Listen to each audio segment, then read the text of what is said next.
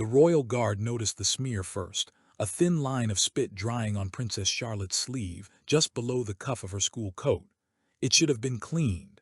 It should not have been there at all. He paused with his hand on the door scanner, watching Charlotte stand perfectly still, eyes fixed on the floor.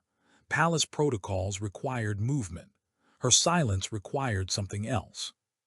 The mark was still wet. Not dripping, just dark enough to reflect the overhead lighting as Princess Charlotte passed beneath it. A thin, irregular line on the pale blue sleeve of her school coat, right where her arm brushed the side of her body. The royal guard saw it as he opened the glass corridor door for the escort team. His hand stopped halfway through the motion. The scanner chirped. The door unlocked. He did not move. Charlotte walked 2 steps ahead of the aides, her posture straight in the way children learned when adults demanded it. She did not look up. Her eyes stayed fixed on the marble tiles. The stain caught the light again. He closed the door. The 2 aides behind her nearly collided with him. "Sir," one of them said, low and confused. The guard did not answer. He turned his body just enough to block the corridor entrance. The palace wing behind him was silent. No foot traffic, no cameras visibly active in this stretch. That alone was wrong. Charlotte was not meant to be in an unmonitored corridor, not at this hour, not without a full security sweep. Charlotte stopped walking. She did not turn around. "Your Highness," the guard said quietly, "please remain where you are." She obeyed. That too was wrong. Children usually turned when spoken to. She did not. One of the aides shifted, uncomfortable. "We're late for the private rooms. The Duchess is expecting her." The word expecting landed badly. The guard studied Charlotte's shoulders. They were too tight, held up near her ears. Her small hands were clenched inside her sleeves. He stepped forward slow until he was close enough to see the stain clearly. Saliva mixed with something faintly pink. Not blood, skin irritation maybe, or pressure from teeth. "Did something spill?" he asked, keeping his voice neutral. Charlotte said nothing. The aides exchanged a glance. "She's just tired," one of them said. "It's been a long morning." The guard crouched slightly so he could see Charlotte's face without forcing her to look up. Her eyelashes were damp, not crying, just recently done. "Your Highness," he said, "you can answer if you want, you don't have to." Her fingers tightened further. The sleeve pulled, drawing more attention to the mark. The guard straightened. "We're pausing," he said. "Sir, we can't," the second aide started. "Yes, we can." He activated his wrist unit with a short press.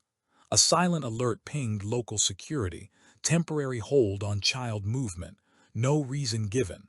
That would come later, or not at all. "You're not authorized to delay a royal escort without clearance," the first aide said. "I am authorized to protect a minor under crown protection," the guard replied. "That includes irregularities." "This is nothing." He looked at the stain again. "That's something." Charlotte's foot shifted just a fraction, a small scuff against marble. The sound was loud in the empty corridor. "Your Highness," he said gently, "did someone touch you?" Her head moved once, a tiny nod. The aides froze. "Who?" one of them asked too quickly. Charlotte did not answer. Her eyes stayed on the floor, but a tear slipped free and landed beside her shoe. The guard stepped between her and the aides without looking back.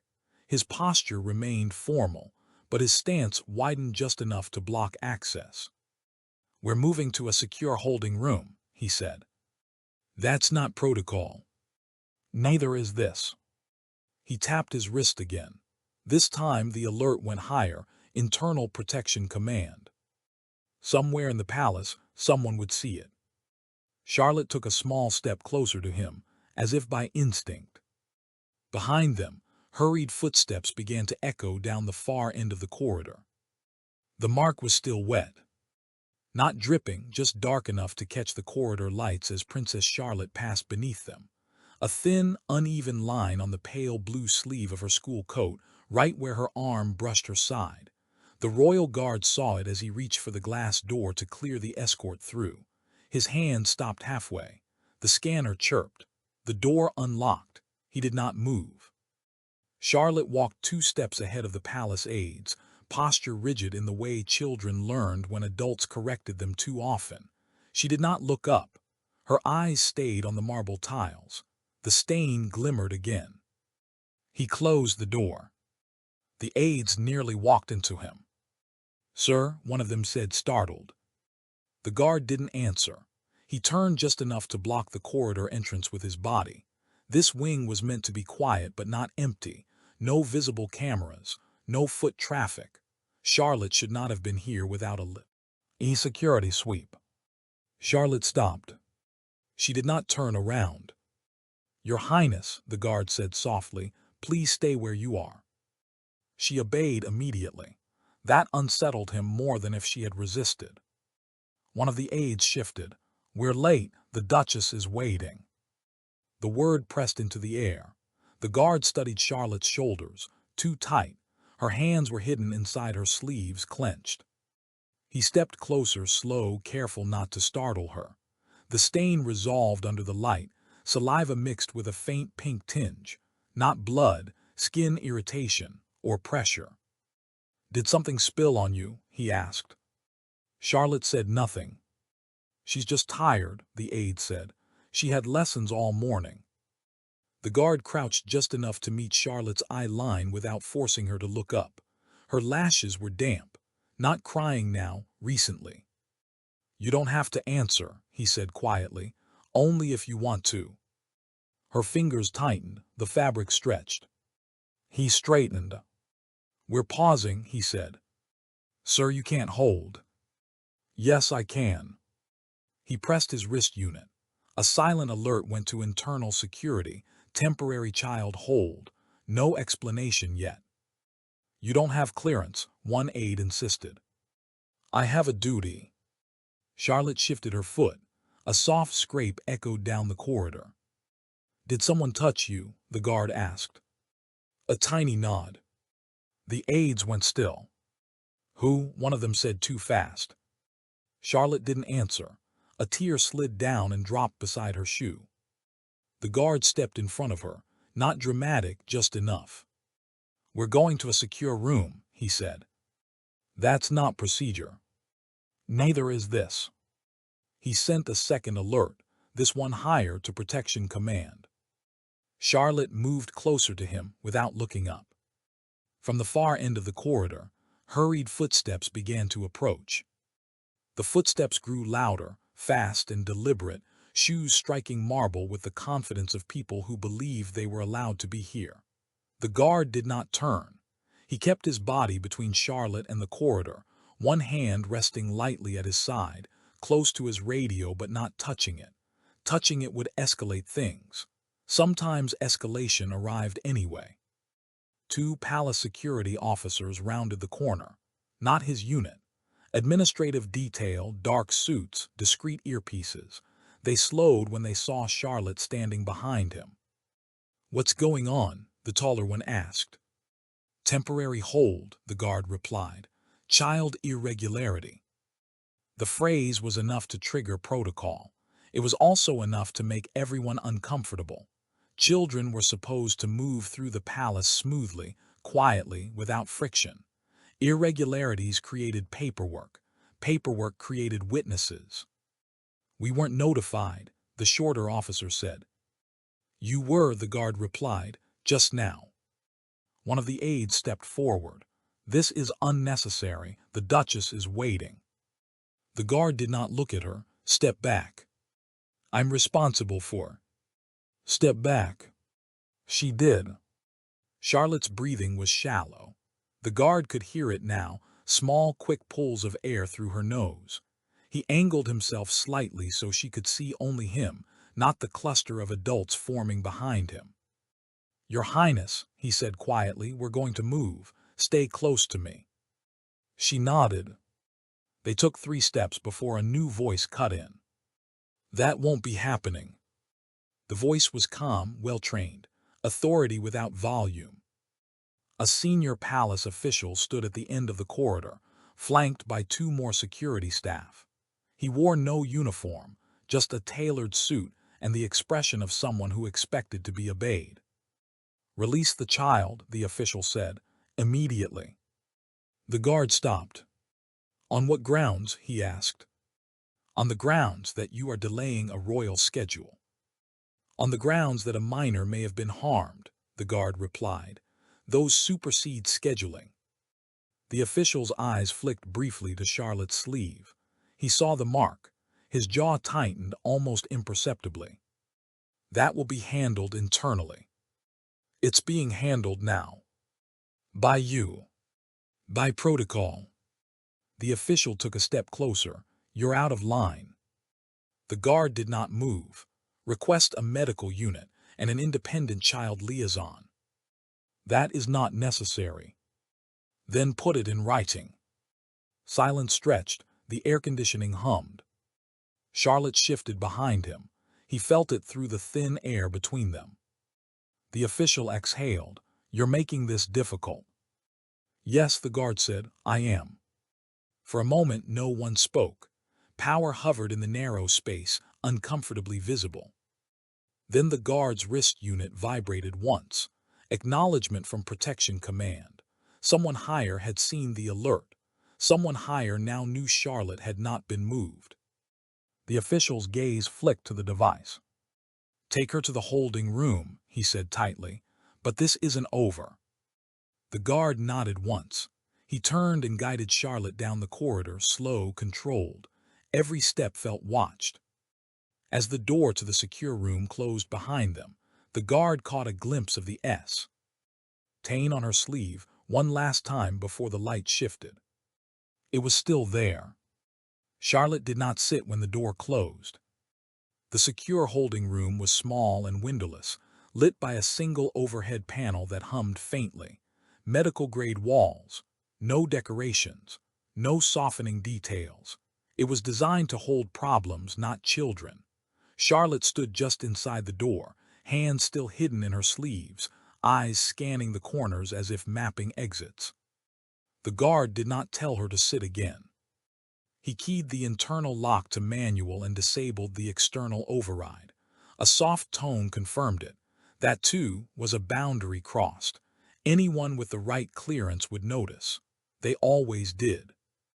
Charlotte's breathing was still too fast. He lowered himself onto one of the two chairs and angled it slightly away from her so she wouldn't feel watched. He placed his cap on his knee, a small, deliberate signal of non-threat. "Medical is on the way," he said. "So is a child liaison." She didn't respond. The stain on her sleeve had begun to dry, the pink fading to a duller tone. He avoided staring at it. Children noticed where adults looked. "Your Highness," he said quietly, "you're safe in this room." Her eyes flicked to the door. "Safe doesn't mean no one else will come," he added. "It means they won't come alone." A pause, then very faintly, "She said I was dirty." The words were barely louder than the air system. The guard kept his face neutral. "Who said that?" Charlotte hesitated. Her fingers tightened inside the sleeves again. "She did." He did not ask for a name. Not yet. Names changed things. Names created wars inside buildings like this. "What happened after she said it?" he asked. Charlotte swallowed. She leaned close. She made a sound like this. A small, soft noise, nothing a child should have to remember. The guard felt something shift behind his ribs. He kept his voice level. "Did she touch you?" A nod. "Where?" Charlotte lifted her sleeve, just enough to expose the mark. Footsteps sounded outside the room. The guard turned his head slightly, just enough to see the shadow under the door. Two people, one walking fast, one trying to keep up. He stood. "Stay here," he told Charlotte. "Don't open the door for anyone but me." The handle rattled. "Open up," a voice said. "We have orders." The guard moved to the door but did not disengage the lock.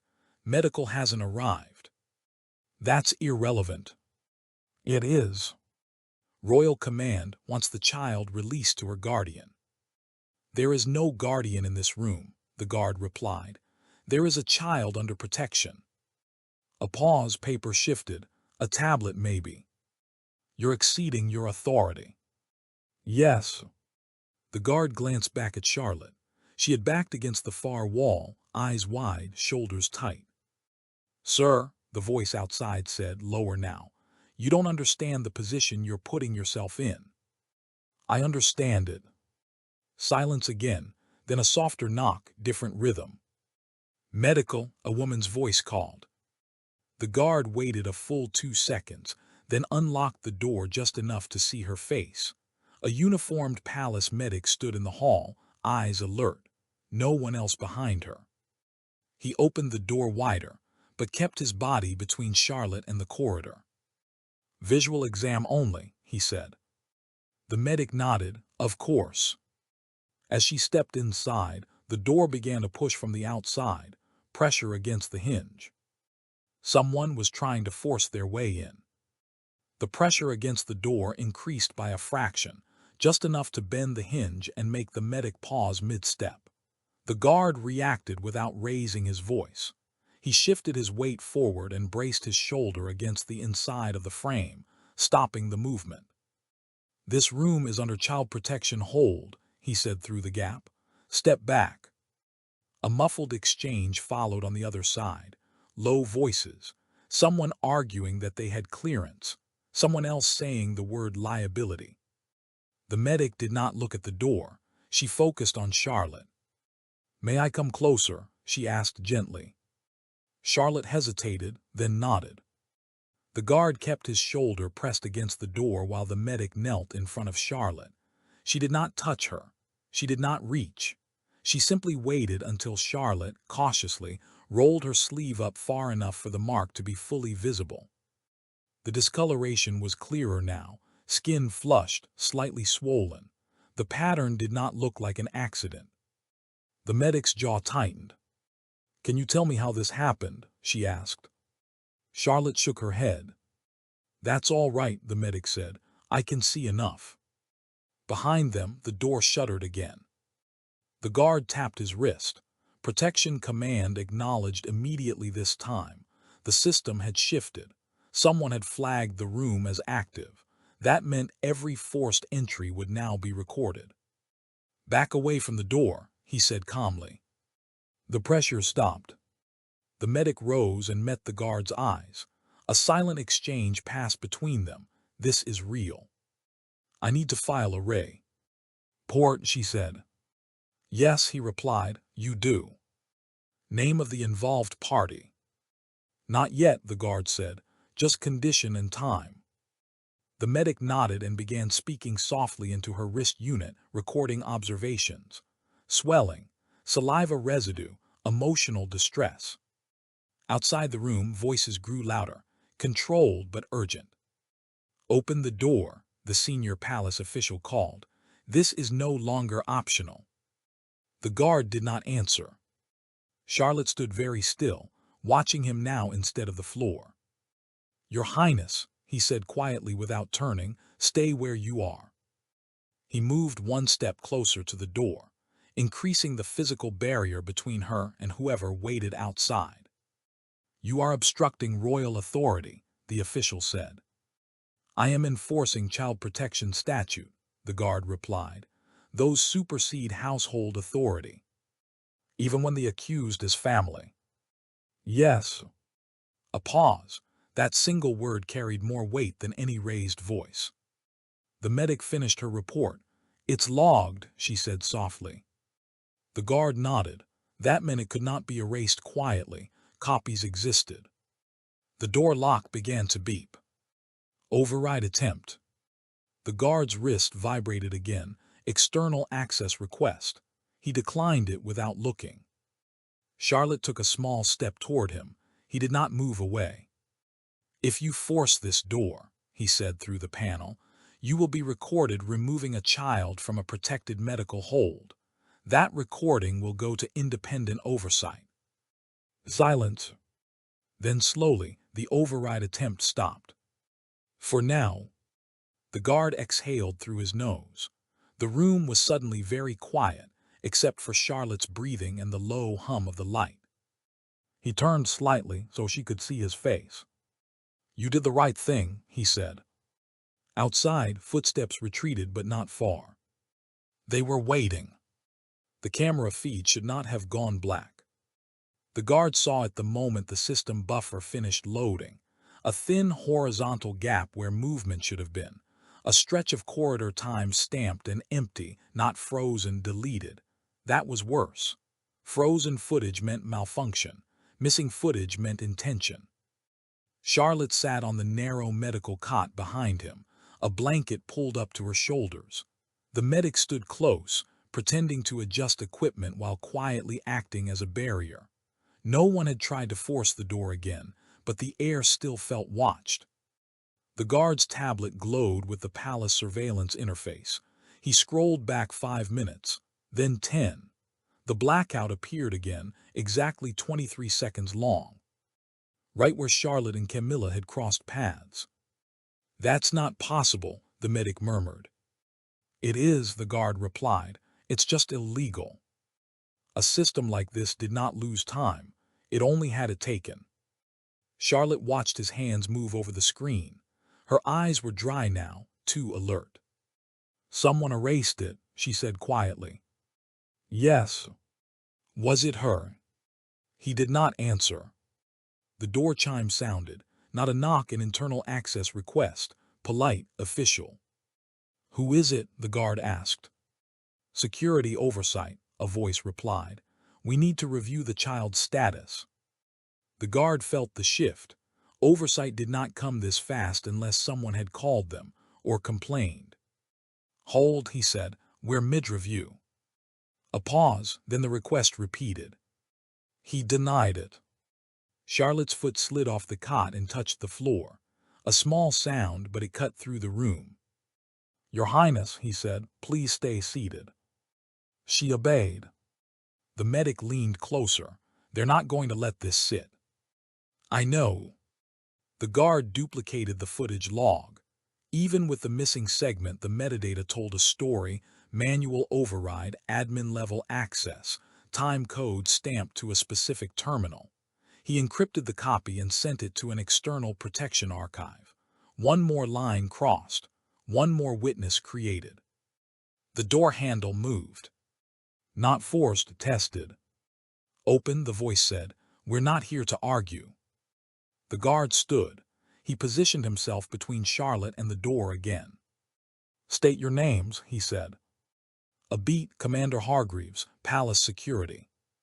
The guard recognized it. "Senior political." "Commander," he replied, "this room is under child protection hold. Any entry will be logged." "We're aware." "Open the door." "No. You're holding evidence that belongs to the Crown." "I'm holding evidence that belongs to a child." "Silence, then. You're making a dangerous assumption." "I'm making a documented one." Charlotte drew the blanket tighter around herself. The medic watched the door like it might explode. The guard glanced back at the screen. The missing 23 seconds stared at him, a wound in the timeline. "Who changed it?" Charlotte asked. He met her eyes. "Someone with more authority than me." The door unlocked. Not from his side. The latch disengaged with a soft mechanical click that sounded too polite for what it meant. The guard moved before the door could open more than a hand's width. He planted his boot against the bottom edge and braced his shoulder against the frame, keeping the gap narrow. Commander Hargreaves' face appeared in the slit, calm, controlled, annoyed. "You're obstructing a senior officer," Hargreaves said. "I'm enforcing a protection hold," the guard replied. "Medical and child liaison are still active." "There is no liaison yet." "There will be." Hargreaves' eyes slid past him, trying to catch sight of Charlotte. He failed. "We're here about the footage," Hargreaves said. "You accessed a restricted log." "Yes." "You don't have clearance for admin-level audit."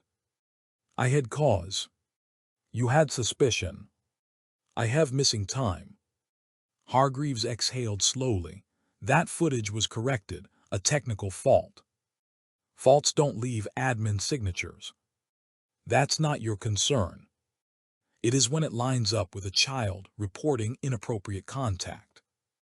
The word child landed harder than anything else.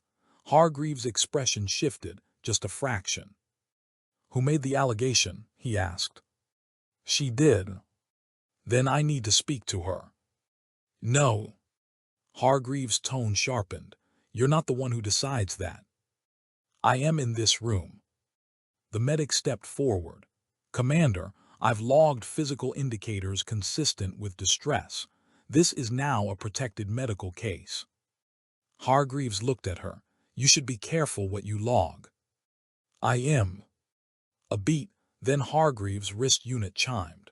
He glanced down, reading something the guard couldn't see. Fine, he said. You've made your point. He stepped back. The pressure on the door eased. But understand this, Hargreaves added. You've just triggered a chain that doesn't end with you being thanked. The guard closed the door fully and re-engaged the lock. The room felt smaller now.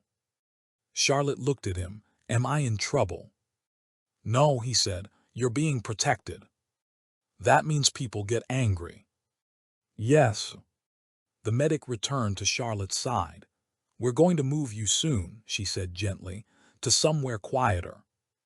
Will she be there? The guard answered before the medic could. No. Charlotte nodded, absorbing it. His tablet vibrated. A new message from Protection Oversight. Log received. Independent review initiated. That meant Camilla's name would be pulled, whether anyone liked it or not. Outside, footsteps moved away down the corridor, not retreating, repositioning. The guard watched the door, feeling the weight of what he had just done settle into the room. Nothing inside the palace was quiet for long. The cleaner had not meant to speak.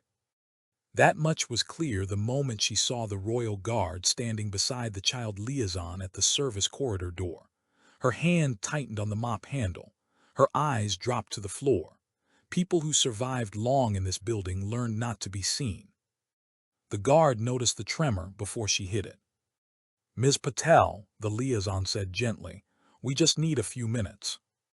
I didn't see anything, the cleaner said too quickly. You were logged on Corridor C at 10:42, the guard replied.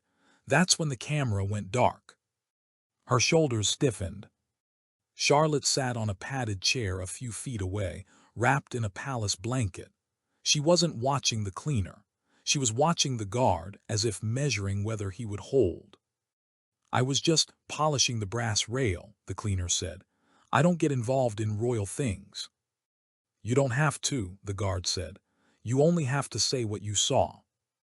The cleaner's eyes flicked toward the end of the corridor, where a pair of palace staff pretended not to listen.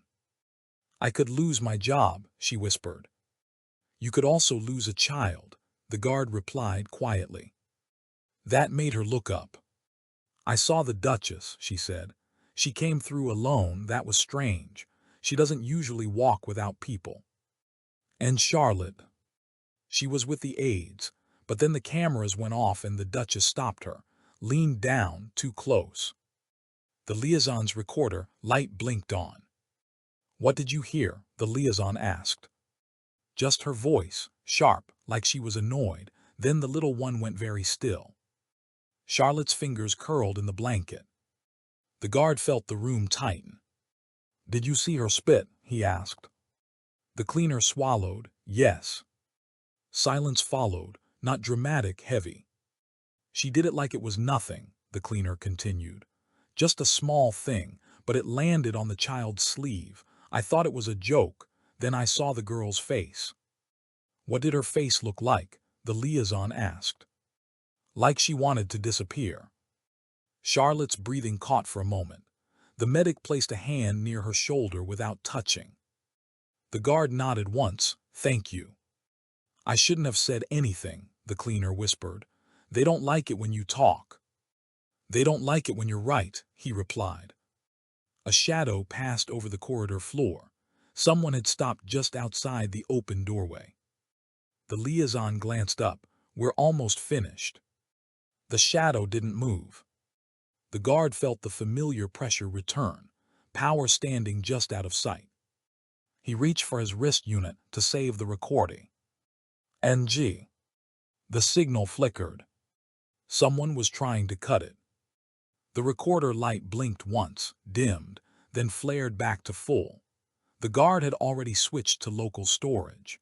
The signal disruption showed up as a thin red warning at the edge of his display. External interference attempt. "Save now," he said quietly. The liaison did not hesitate. She ended the recording and locked the file. The cleaner's statement was sealed. The shadow outside the doorway shifted. A figure stepped into view, Commander Hargreaves again, hands folded, expression carefully neutral. "Am I interrupting?" he asked. "Yes," the guard replied. Hargreaves' gaze moved briefly to Charlotte, then back to the adults. "We're conducting an internal review. Witnesses will be handled through proper channels." "She just was," the guard said. Hargreaves smiled thinly. "You're becoming difficult." "I've always been consistent." The cleaner took a step back, as if trying to fade into the wall. "I should go." "No," the liaison said gently. "You'll stay until arrangements are made." "For my safety?" the cleaner asked. "For your statement," the guard replied. "Those two things overlap right now." Hargreaves' wrist unit chimed. He read something, then looked up. "External oversight has been notified." "Yes," the guard said. "That was unnecessary." "That was inevitable." A beat passed between them. The palace air conditioning whispered through the vents, indifferent. "Very well," Hargreaves said. "We'll proceed formally." "Good." The commander turned to leave. As he did, Charlotte finally looked up. "Is she going to be mad?" she asked. Hargreaves paused. He did not answer. He walked away. The guard knelt beside Charlotte. "What happens now," he said, "isn't about her being mad. It's about her being held responsible." Charlotte nodded slowly, not fully understanding, but understanding enough. Outside, phones began to ring. Doors opened. The palace had felt the shift. And it would not go back quietly. The order came through without sound. No chime, no alert, just a silent status change on the guard's wrist display, active duty suspended. His access permissions began to fade one by one, icons dimming as if the palace itself were quietly withdrawing its trust. Charlotte was still seated beside him in the side holding room, the cleaner now gone under escort, the liaison on a secure call. The child was tracing a small pattern on the blanket with her fingertip. The guard did not move when his display went dark. He did not let it show on his face. A door opened down the hall. Footsteps approached, measured, deliberate. "Your clearance has been revoked," Commander Hargreaves said as he entered with two uniformed officers. "You are to step away from the child immediately." The guard did not respond. "Sir," one of the officers added, "we have orders." The guard glanced at Charlotte. She had frozen, her finger hovering above the blanket. "Your Highness," he said calmly, "stay where you are." He rose slowly, placing himself between her and the doorway. "On what authority?" he asked. "Royal Household Command," Hargreaves replied. "This matter is now internal." "There is an open child protection file," the guard said. "External oversight has jurisdiction." "Not in the palace," Hargreaves said. "Not yet." The liaison ended her call and turned. "Commander, this is a violation." "You are dismissed," Hargreaves said. "I'm not employed by." "You are now." The room felt smaller. The guard stepped back half a pace, just enough to draw Charlotte behind him.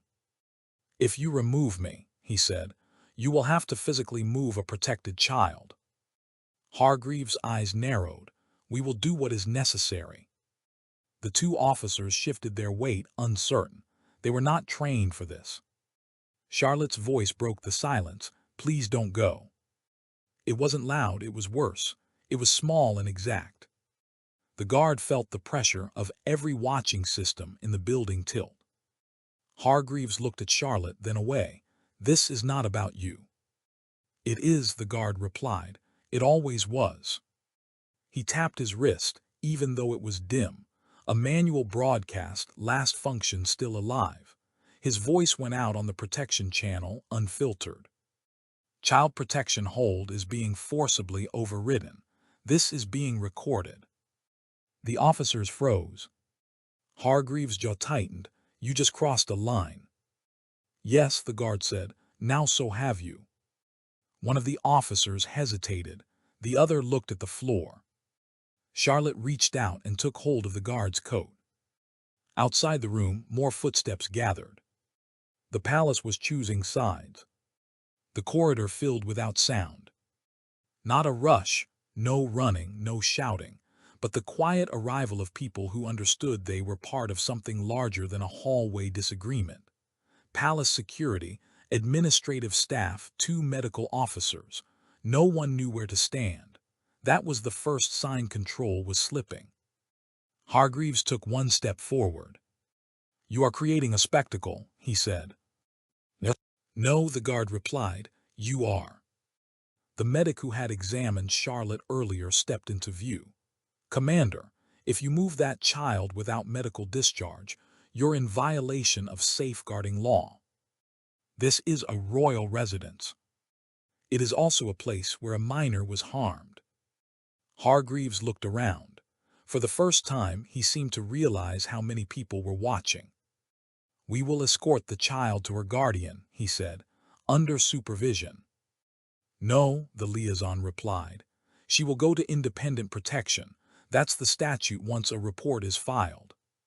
Charlotte tightened her grip on the guard's coat. Hargreaves turned to the officers. "Remove him." Neither moved. "Now," he snapped.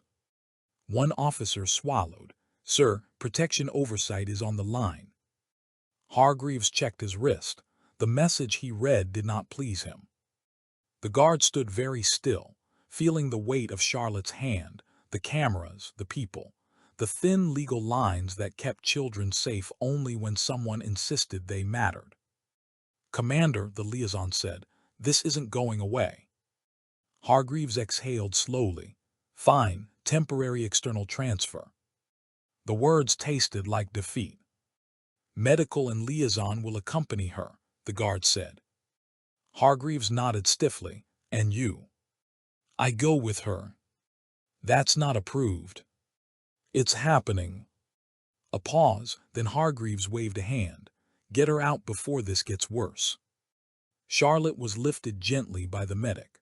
The guard walked beside her as they moved down the corridor, past watching faces, past a system that had just failed to bury a child. Behind them, Hargreaves remained where he was, staring after them as if calculating what it would cost to lose.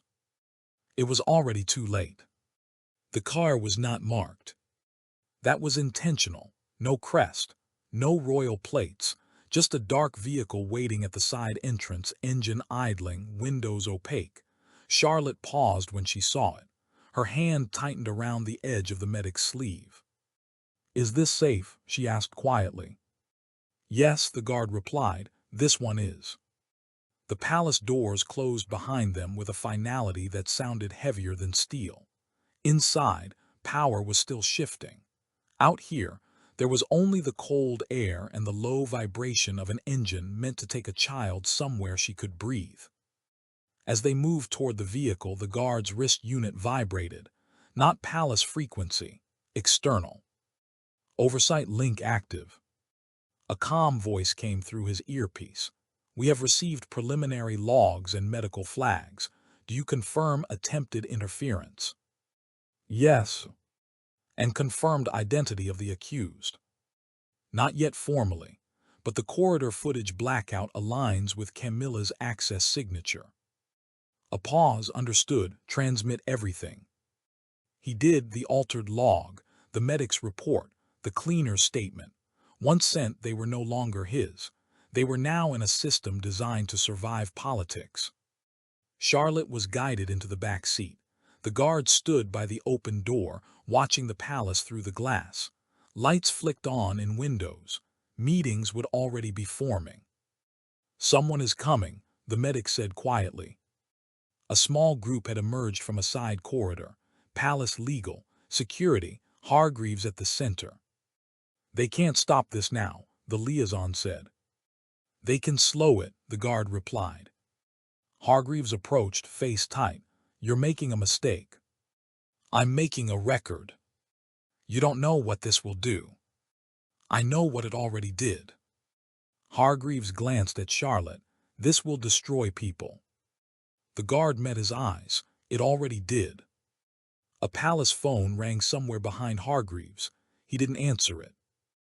The external car door was still open. Charlotte was waiting. "Go," the liaison urged. The guard moved to close the door. And Hargreaves' hand caught the frame. Hargreaves' grip on the door frame was firm, not violent, but it stopped the motion all the same. The guard felt the tension travel through the metal into his hand. "You walk away now," Hargreaves said quietly, "and this can still be contained." "Step back," the guard replied. "This is a royal family matter. This is a child." Hargreaves' jaw tightened. "You don't get to decide what happens next." "I already did." The guard shifted his weight, just enough to move the door forward again. Hargreaves' hand slipped off the frame. Charlotte's eyes were wide in the back seat. The medic leaned closer to her, shielding her view of the men outside. "Drive," the guard said. The engine revved. The car pulled away from the curb, slow at first, then faster, leaving the palace behind in a blur of stone and light. Hargreaves stood watching it go. He did not move. The guard's wrist vibrated again. Oversight. "Vehicle confirmed," the voice said. "Transfer complete." "What happens now?" the guard asked. "Now," the voice replied, "we open the file." Behind him, palace staff were already whispering, phones pressed to ears. The silence that had protected Camilla for so long was cracking. The guard turned away from the palace doors. Whatever came next would not be quiet. Not anymore. The palace did not announce arrests. It absorbed them. The guard knew something had shifted the moment he stepped back through the side entrance. The temperature in the corridor felt different, as if the building itself had inhaled and was holding it. Voices were lower, movements more careful. Even the staff who had nothing to do with Charlotte were suddenly aware of where they were standing. His access badge still worked for now, a courtesy or a trap. He moved through the service wing toward security operations, guided by a message from oversight that contained no words, only a location code. When he reached the glass-walled command room, he saw people he did not recognize. Plain clothes, external credentials. They did not look like palace staff. They did not look impressed by marble. Commander Hargreaves stood off to one side, arms folded. His face was tight, eyes tracking the newcomers as if memorizing them for later. The guard entered. "Royal Guard," one of the plainclothes officers said. "You're the reporting party." "Yes." "Stay where you are." The phrase was procedural, not threatening, but it carried weight. Everyone in the room shifted. Palace staff who had spent careers being obeyed were suddenly unsure which voices mattered. "Where is the Duchess?" the officer asked. Hargreaves answered, "In her private sitting room. This is outrageous." "We'll decide that," the officer replied. The guard watched the screens. Live feeds from across the palace flickered.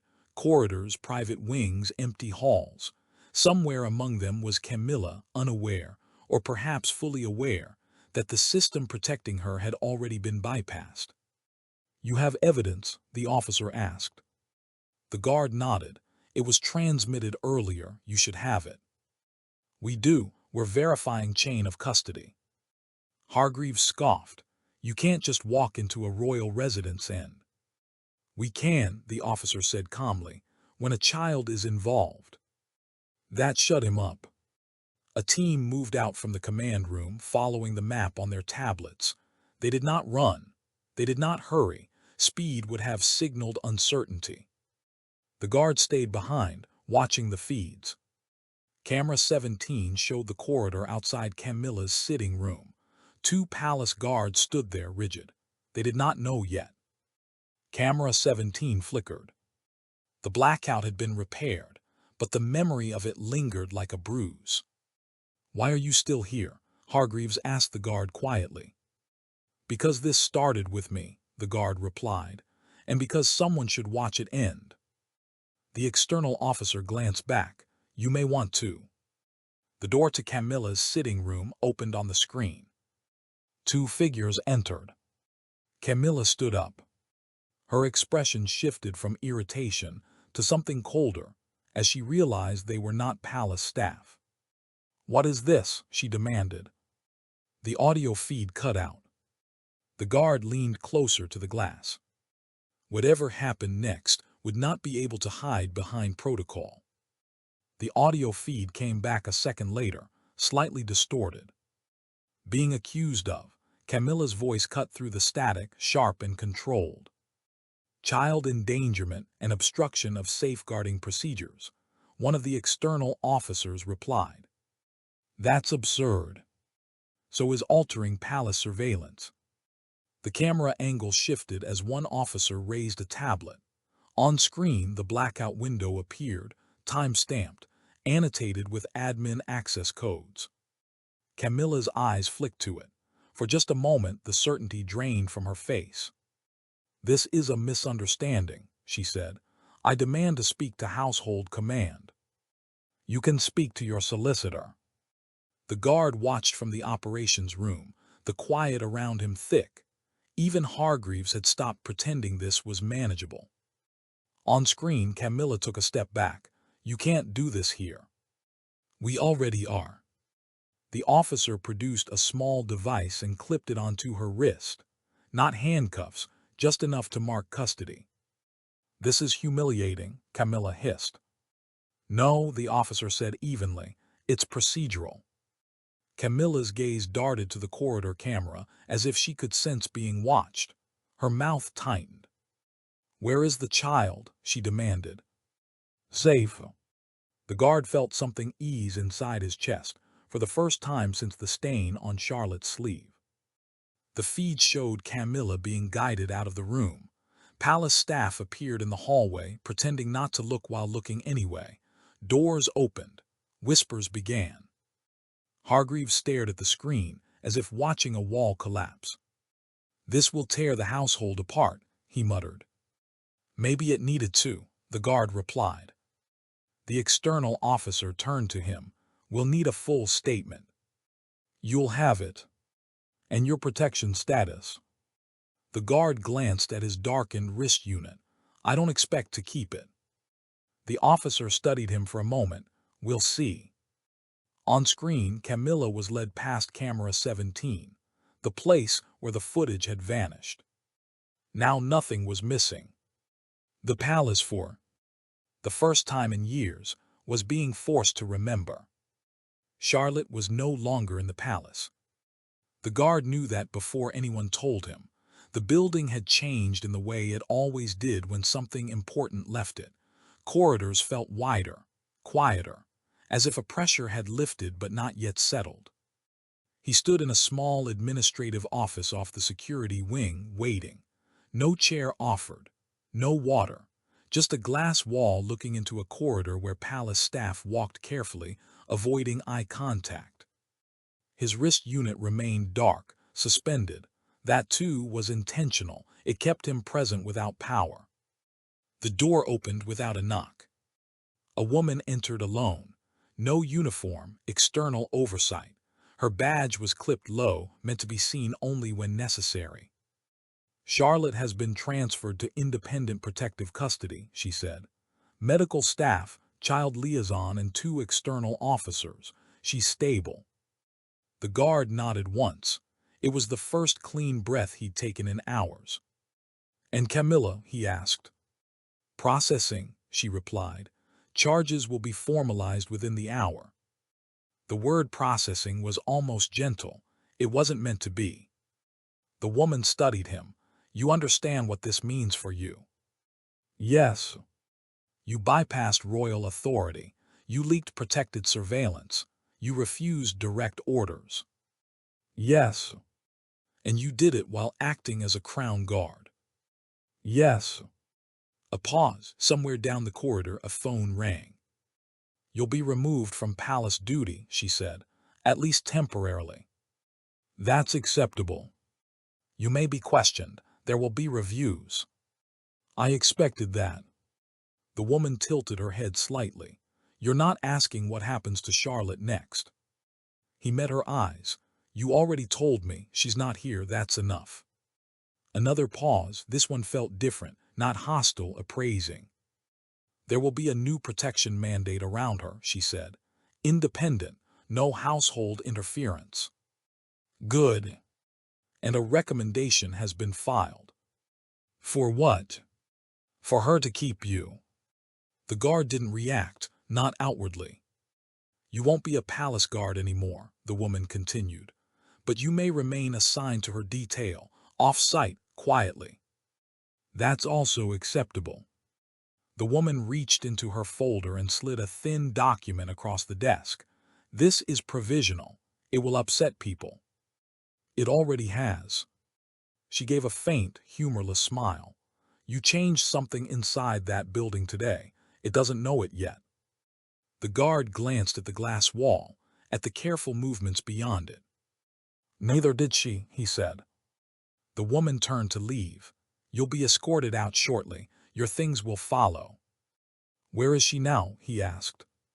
The woman paused. In a place with no marble and no titles, just doctors and quiet. That's where children should be. When the door closed, the room felt emptier than before. Somewhere beyond the palace, Charlotte was breathing air that did not belong to anyone else. And for the first time since the stain appeared on her sleeve, that felt like the beginning of something that might hold. The escort came without ceremony. 2 external officers waited in the corridor, neutral expressions, hands loose at their sides. The guard gathered nothing. He did not have anything left inside the palace that mattered. As they walked, he passed rooms he had stood in 100 times before, corridors where orders had once meant everything. Now they meant less. At the service exit, a different car waited, the same kind that had taken Charlotte away. No markings, just quiet purpose. You'll be briefed en route, one of the officers said. The guard nodded and stepped inside. The city outside the palace was already moving. Normal life, unaware of the shift that had just taken place inside stone walls older than memory. A tablet slid across from the opposite seat. A live feed appeared. Charlotte sat on a narrow bed in a softly lit room. White walls, no royal crests. A doctor spoke to her quietly off-screen. She was listening, calm, tired. The guard did not look away. She asked if you were coming, the officer said. When? 10 minutes ago. And we told her yes. The guard exhaled slowly. She didn't smile, the officer added, but she relaxed. The car turned. Your assignment will be temporary at first, the officer said, but likely permanent. That's fine. You understand you'll never go back to the palace. Yes. The feed showed Charlotte lying back against the pillow, eyes closing for a moment. No fear, just exhaustion. The guard watched until the screen dimmed. Power had not moved loudly. There had been no announcement, no ceremony. But somewhere between a stain on a sleeve and a child in a quiet room, it had shifted. And this time, it had moved in the right direction.